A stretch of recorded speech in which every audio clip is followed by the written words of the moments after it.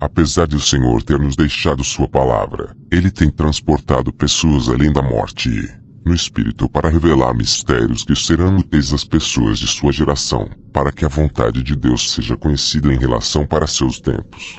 Cada geração deve conhecer a vontade de Deus para seu tempo e o que deve acontecer em sua geração. Estamos nesta terra para ler os sinais dos tempos e nossa geração é o momento mais difícil desde a história da Bíblia. Mas entenda isso. A Bíblia diz em 2 Timóteo 3, 1-2. 1. Sabe, porém, isto, que nos últimos dias sobrevirão tempos trabalhosos. 2. Porque haverá homens amantes de si mesmos, avarentos, presunçosos, soberbos, blasfemos, desobedientes a pais e mães, ingratos, profanos. Até a Bíblia diz que o conhecimento aumentará nesta geração. Daniel 12, 4. E a iniquidade aumentará. Mateus 24 e 12. É por isso que o Senhor revela mistérios que não foram dados às gerações passadas nestes tempos difíceis da humanidade, para que a igreja moderna possa compreender o que está acontecendo e o que está para acontecer. Existem câmaras de restituição. Meu irmão, quando você roubou o dinheiro de alguém, você tem que devolver o que roubou.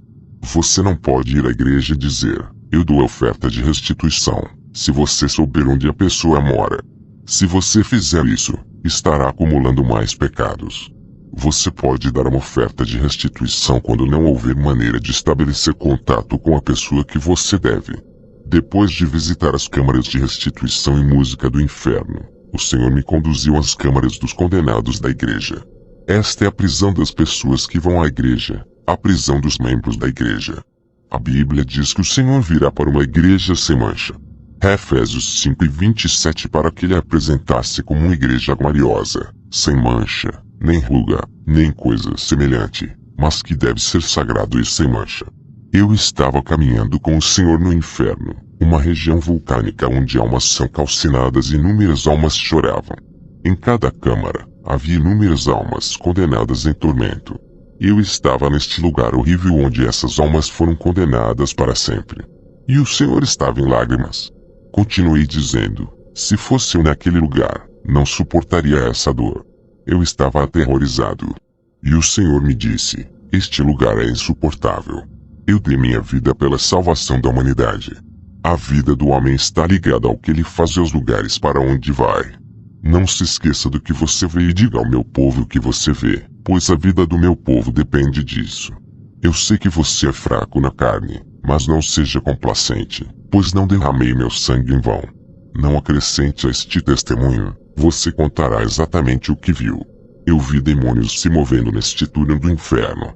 Esses demônios estavam segurando crânios humanos. Eles estavam se regozijando por ganhar as almas dos homens. Os demônios são vencedores de almas, ao contrário da maioria dos cristãos. O Senhor disse, o objetivo de Satanás é seduzir as pessoas do mundo, mostrando-lhes a glória deste mundo como se este fosse o melhor que eles poderiam ter. O diabo está dizendo à humanidade que o melhor é a vida neste mundo. Mateus 4, 8. Novamente, o diabo o levou a um monte muito alto e mostrou-lhe todos os reinos do mundo e sua glória. 9. E disse-lhe, tudo isto te darei, se te prostrar e me adorar. Nesse túnel, havia um cheiro ruim. Finalmente chegamos a esta câmara destinada a membros de igrejas. Eu vi um portão enferrujado onde estava escrito, Câmaras dos Condenados das Igrejas. O Senhor disse, este é o lugar para pessoas que vão às igrejas e afirmam pertencer a mim. Eu disse, Senhor, até as pessoas que vão à igreja estão aqui. O Senhor disse, esses membros das igrejas não estavam guardando minha palavra e meus princípios. Eles falharam em fazer o que eu queria que eles fizessem. Existem dois tipos de membros de igrejas. Eles são aqueles que adoram em minha vontade e aqueles que me adoram sob minha ira. Os tormentos nestas câmaras de membros da igreja são mais intensos do que todas as câmaras do inferno. Quanto mais avançarmos, mais severa será a punição. Quando o portão dessas câmaras foi aberto, um fogo inexplicável e terrível irrompeu do portão. Eu ouvi gritos de milhões de membros de igrejas que estavam cativos aqui. Eu vi demônios voando neste lugar. Eles disseram a esses cristãos, alegrem-se. Este é o seu reino para sempre. Vocês, frequentadores de igreja que viviam em pecado, Estavam cumprindo nossa ordem e a vontade de nosso mestre. Você seguiu nossos caminhos e fez coisas que pedimos que você fizesse. Alegre-se, amado. Eu vi um poço de fogo e inúmeros cristãos dentro desses poços de fogo. Esses poços são construídos graças à vida pecaminosa que as pessoas vivem na terra. Quando você está vivendo em pecado, você está construindo sua cova no inferno. Quando entramos nesta câmara, vi uma região montanhosa e a lava estava espirrando e foi vomitada por cráteres. A escuridão era total e o lugar estava iluminado pela lava que fluía. Houve gritos de incontáveis ex-membros de igrejas que perderam suas almas. E vi demônios regozijando-se e dançando por enganar e enganar esses cristãos. Irmão, nesta batalha por suas almas, não se deixe enganar pelos demônios. Quando entramos nesta câmara, vi um quadro onde uma lista de pecados era exibida. Esses pecados levaram os cristãos a esse terrível lugar de tormento. Meu irmão, esses cristãos que perderam a batalha estavam em uma situação insuportável. Suas almas estavam acorrentadas na cova de fogo, que era sua prisão e sua morada eterna. Quando nos viram, imploraram ao Senhor que os libertasse. Eles disseram: Senhor, lembra-te de nós. Nós te servimos. O Senhor disse: tarde demais, tarde demais. O julgamento caiu. Diante desse horror, comecei a chorar. O Senhor disse: trabalhei para a igreja. Mas veja como meu povo está caindo aqui. Eu disse: Senhor, foi-nos dito que aqueles que vêm para a igreja têm uma parte no seu reino. Somente aqueles que fazem a minha vontade têm uma parte no meu reino, disse o Senhor. Quando li a lista de pecados no quadro, estava escrito: número 1. A prisão dos que se recusam a pagar o dízimo. Aqueles que se recusaram a pagar ofertas e esmolas. Número 2. A prisão de quem reza na igreja liderado por uma mulher. Número 3. A prisão de pessoas que falam durante a pregação, pessoas que causam contendas e divisão na igreja. Número 4. A prisão de pessoas que fazem juramento, mas não os cumprem. Número 5. A prisão do povo de Deus que veio para a igreja, mas não conseguiu se converter. Número 6. A prisão do povo de Deus que veio à igreja e se arrependeu. Eles nasceram de novo, mas se apostataram, abandonando seu primeiro amor. Depois de ler o quadro ao redor do portão, vimos no horizonte um príncipe dos demônios sentado em seu trono. Ele estava citando passagens da Bíblia e dizendo às almas condenadas: a palavra de Deus foi dada a vocês, mas vocês falharam em guardar a palavra de Deus. Você estava orando, mas falhou em fazer a vontade de seu mestre. Você era membro de igrejas, mas estava criticando seus líderes. Muitas pessoas vão à igreja, mas não mudaram sua maneira de andar no mundo. Vir para a igreja é uma coisa e converter é outra coisa. Ir à igreja não significa que você é um filho de Deus. A conversão é a transformação do coração da pessoa que sai de um estado para outro. É uma situação em que o homem abandonou os seus maus caminhos para caminhar pessoalmente com o Senhor. Viemos para a igreja para aprender a andar pessoalmente com Deus. Não vamos à igreja rotineiramente. Mesmo que a igreja seja fechada, o verdadeiro cristão continua a andar com Deus. Os cristãos que estão nessas câmaras do inferno frequentam a igreja e não entregam suas vidas completamente ao Senhor. Muitos estão vindo para a igreja, mas não estão entregando suas vidas ao Senhor completamente. Mesmo assim, eles ouvem a palavra de Deus, mas falharam em buscar a transformação de seus corações que chamamos de conversão. A segunda categoria de almas nesta lista no quadro eram pessoas que estavam vindo para a igreja e se converteram, mas com o tempo, elas abandonaram seu primeiro amor e não andam mais com Deus, embora continuem a vir para a igreja. A igreja está cheia de fiéis que, na verdade, estão distantes de Deus. Eles vêm para a igreja, mas não andam com Deus. Eles seguem seu próprio caminho. São pessoas que frequentam a igreja há 20 e 30 anos, mas não têm 20 e 30 anos de caminhada com Deus. Por todos esses anos, eles têm andado em seus próprios caminhos e não estão com Deus.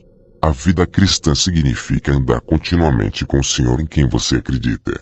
Se a sua linguagem é escandalosa, ou se o seu comportamento é corrupto, e se você abandonou o caminho do Senhor, por favor, renda-se e renuncie. Eles são cristãos de nome, mas são pagãos em termos de caminhada. Ainda assim, quando eles vieram a Cristo, eles abandonaram seus maus caminhos. Mas hoje eles voltaram à velha maneira de caluniar, causando divisão e promovendo animosidade entre os irmãos. No entanto, eles alegaram ser cristãos. Estou aqui para lhe dizer que, se você fizer essas coisas, você não é um cristão, pois a Bíblia diz que é contra essas coisas que a ira de Deus é revelada. É por causa desse comportamento que o nome do Senhor é insultado em seu local de trabalho, sua vizinhança e em sua casa. Muitas vezes seu marido fica dizendo que você deve ficar em casa, mas por causa de seus caminhos, seu marido se pergunta se você é cristã. Os verdadeiros cristãos não são aqueles que oram muito. Eles são aqueles que perdoam seus inimigos e oram por aqueles que os perseguem. Se deixarmos de perdoar e guardar ressentimentos contra as pessoas em nossos corações, não veremos o Senhor. Outra categoria de cristãos que vi nesta câmara eram aqueles que não leem a Bíblia. Assim, eles não colocam em prática. Este livro da lei não deve sair de sua boca. Medite sobre ele dia e noite, para que você tenha cuidado de fazer tudo o que está escrito nele. Pois então você prosperará e terá sucesso em tudo o que fizer. Josué 1:8. As outras categorias são aqueles que deixaram de pagar o dízimo e foram infiéis ao dar. O Senhor me conduziu a um homem que estava em tormento. Quando ele viu o Senhor, ele disse: Senhor, tem misericórdia. Eu reconheço que fiz algo errado. Decidi consertá-lo. Dê-me um segundo para pagar o dízimo que roubei. O Senhor disse: quando você estava no mundo, por que deixou de pagar o dízimo? É tarde demais. O julgamento caiu. Eu vi em sua cova, havia dinheiro que exigia justiça, e o homem estava esquelético e queimado pelo fogo que saía da cova. Eu disse: Senhor, o que ele fez? O Senhor disse: quando ele estava no mundo, eu costumava abençoá-lo, mas ela não pagava seu dízimo. Cada vez que você deixa de pagar o dízimo, está mentindo para mim e é atingido por uma maldição. E quando você for amaldiçoado, você não herdará o reino de Deus. O homem implorou ao Senhor e disse: não paguei o dízimo por causa da minha necessidade, mas me arrependo. O Senhor disse: é tarde demais. Então vimos um homem alegando inocência e disse: Senhor, eu estava pagando meu dízimo. O Senhor disse: nunca reconhece os seus dízimos. Naquele momento, vi um demônio que era uma sombra. Ele veio apunhalá-lo nas costas, dizendo-lhe: você sempre esteve em nosso acampamento. Eu disse: Senhor, salve este homem. O Senhor disse: minha obra na cruz pode salvar as pessoas na superfície, mas quando elas morrem, minha obra não pode salvá-las. Quando as pessoas morrem, meu julgamento começa. O Senhor disse: o homem estava pagando dízimos a seu pastor que era ocultista, mas no dízimo há um convênio. Quando você paga dízimo a um ocultista, você está fazendo um convênio com ele. Quando você paga seu dízimo a um pastor que é adúltero, seu dízimo não será reconhecido. O Senhor disse: até mesmo convênios ocultistas subconscientes podem levar ao inferno. Quando nos mudamos para outra cova, vimos um homem em sua cova. Havia vermes nele. O Senhor disse: este homem foi fiel no dízimo até que seu pastor cometeu um ato maligno. Ele parou de dizimar e estava certo. Mas ele deveria ter me pedido que lhe mostrasse para onde enviar seus dízimos. Mas, infelizmente, ele nunca mais pagou o dízimo. Eu costumava dizer-lhe que eles ainda são pastores retos. Ele deveria me pagar o que me devia quando estava vivo. Ele recusou o modo de vida e condenou a si mesmo. Eu coloco antes de você a vida e a morte. A quarta categoria são aqueles que criticam o pastor e lutam contra o ministério. O quinto são os que se vestiram mal na igreja,